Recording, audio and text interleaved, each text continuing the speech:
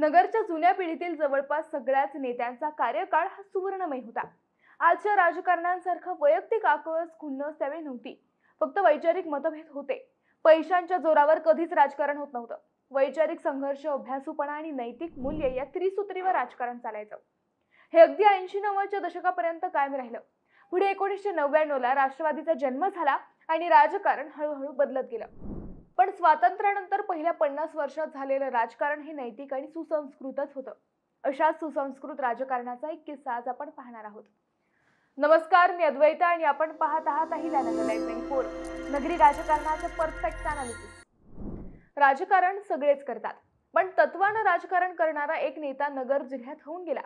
नाव होतं BJ खताळ पाटील, अर्थात भिकाजीराव जिजाबा खताळ।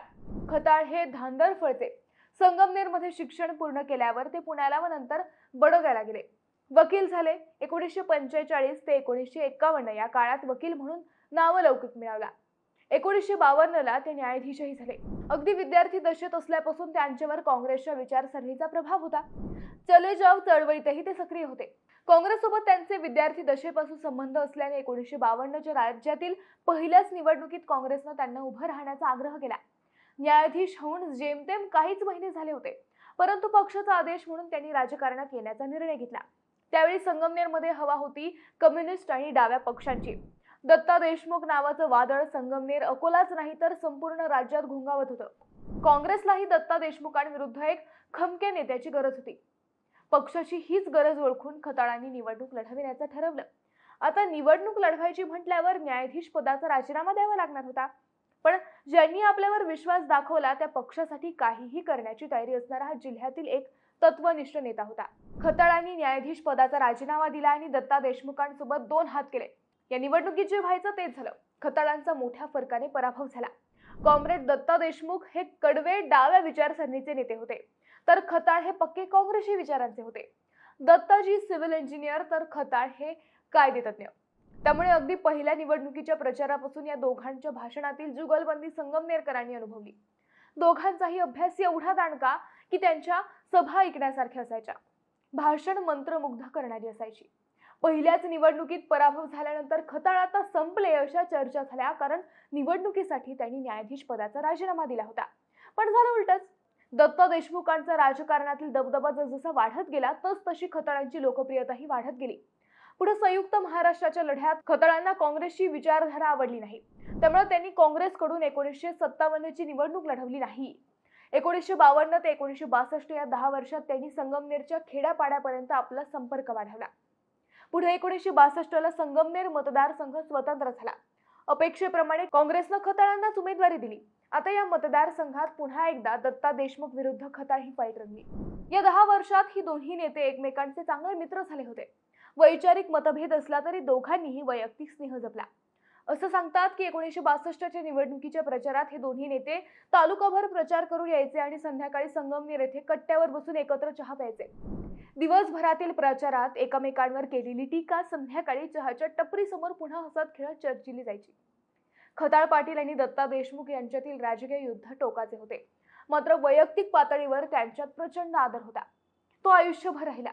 1962च्या निवडणुकीत या दोघांशिवाय प्रजा सोशलिस्ट पार्टीचा तिसरा तगडा उमेदवारही उभा होता। भास्करराव दुर्वे हे या पक्षाकडून निवडणुकीच्या रिंगणात उतरले। जसे दत्ता देशमुख हे काँग्रेसच्या विरोधी विचारांचे होते, तसेच दुर्वे हेही काँग्रेस विरोधी होते। दुर्वे यांचीही संगमनेर तालुक्यात चांगलीच क्रेज होती। या तिरंगी लढतीचा फायदा खताळांना झाला। 1952च्या निवडणुकीत दत्ता देशमुखांनी खताळांचा मोठा पराभव केला होता, मात्र 1962च्या निवडणुकीत खताळांनी या पराभवाचा बदला घेतला। तिसरे उमेदवार भास्कर गोविंदराव दुर्वे यांनी तब्बल 9558 मते घेतल्याने दत्ता देशमुखांचा थोडक्यात पराभव झाला। राजकीय विश्लेषकांच्या मते दुर्वे यांनी घेतलेली बहुतांश मते ही काँग्रेस विरोधी आणि डाव्या विचारसरणीची होती। दुर्वे उभे राहिल्यामुळे दत्ता देशमुख यांच्या हक्काच्या मतांचे विभाजन झाले आणि याचा थेट फायदा BG खताळ यांना झाला। या निवडणुकीत खताळांना 16,854 मतं, देशमुखांना 15,907 मतं, तर भास्करराव दुर्वे यांना 9,558 मतं मिळाले। अवघ्या 947 मतांनी खताळ विजयी झाले।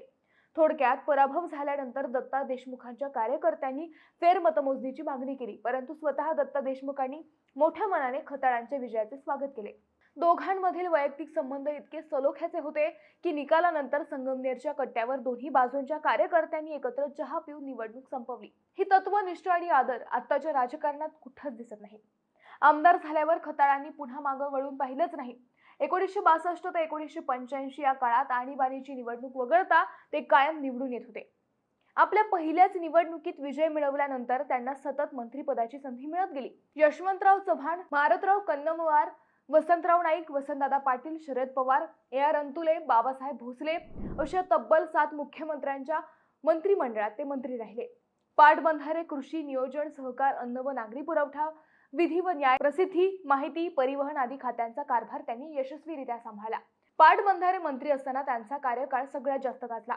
कोल्हापूरचे दूधगंगा, वेदगंगा, सांगलीचे चांदोली, नांदोली, साताऱ्याचे धोम, पुण्याचे चास कमान, वर्ध्याचे अप्पर वर्धा, नांदेडचे विष्णुपुरी, राहुरीचे मुळा ही सगळी धरणे त्यांच्याच कार्यकाळात झाली. राज्यात खऱ्या अर्थानं जलक्रांती करणारा हा नेता ठरला. अलीकडच्या नेत्यांना खुर्चीचा मोह आवरत नाही, परंतु खताळ त्यापैकी नव्हते. 1980च्या निवडणुकीच्या प्रचारादरम्यान त्यांनी ही माझी शेवटची निवडणूक आहे असं सांगून टाकलं. केलंही तसंच.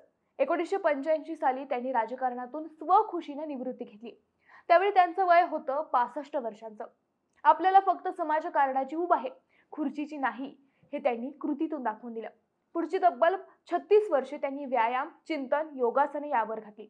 वयाच्या 91-92व्या वर्षी त्यांनी पुस्तके लिहायला सुरुवात केली. पुढे 8-10 वर्ष त्यांनी लिखाण केलं. तब्बल 7 पुस्तके लिहिली. अंतरीचे धावे हे त्यांचं पहिलं पुस्तक. 2011 मध्ये 91व्या वाढदिवसाच्या दिवशी त्यांनी ते प्रकाशित केलं. त्यानंतर गुलामगिरी, दिंडा लोकशाहीचा, गांधीजी असते तर, लष्करी विळख्यातील पाकिस्तान, माझे शिक्षक अशी पुस्तके त्यांनी लिहिली.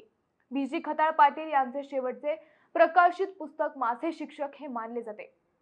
या पुस्तकात त्यांनी त्यांच्या जीवनाला आकार देणाऱ्या शिक्षकांबद्दलच्या आठवणी आणि कृतज्ञता व्यक्त केली आहे. वयाच्या 100व्या वर्षाकडे वाटचाल करत असतानाही ते एका नवीन पुस्तकाच्या लेखनात व्यस्त होते. मात्र त्यापूर्वीच 2019 मध्ये त्यांचे वृद्धापकाळाने निधन झाले. सर्वात ज्येष्ठ वयाचा लेखक हा विक्रम त्यांनी केला आहे. एक अत्यंत सुसंस्कृत, प्रामाणिक आणि ऋषितुल्य व्यक्तिमत्वाचा अस्त झाला. जवळपास 20 वर्षे राज्याचे महत्त्वाचे कॅबिनेट मंत्रीपद भूषूनही त्यांच्यावर कधीही एकाही पैशाचा किंवा भ्रष्टाचाराचा आरोप झाला नाही. असा हा स्वच्छ प्रतिमेचा नेता खरोखर नगर जिल्ह्याची शान ठरला. मित्रांनो, तुम्हाला हा विषय कसा वाटला हे आम्हाला कमेंट करून नक्की कळवा. शिवाय खताळ पाटलांच्या काही आठवणी तुमच्याकडे असतील तर त्याही कमेंटमध्ये सांगा. तुम्हाला राजकारणातील असेच किस्से पाहायला आवडत असतील तर आमच्या चॅनलला सबस्क्राईब करून व्हिडिओला लाईक करायला विसरू नका, शेअर करायला विसरू नका. पुन्हा भेटू नव्या विषयावर. तोपर्यंत धन्यवाद.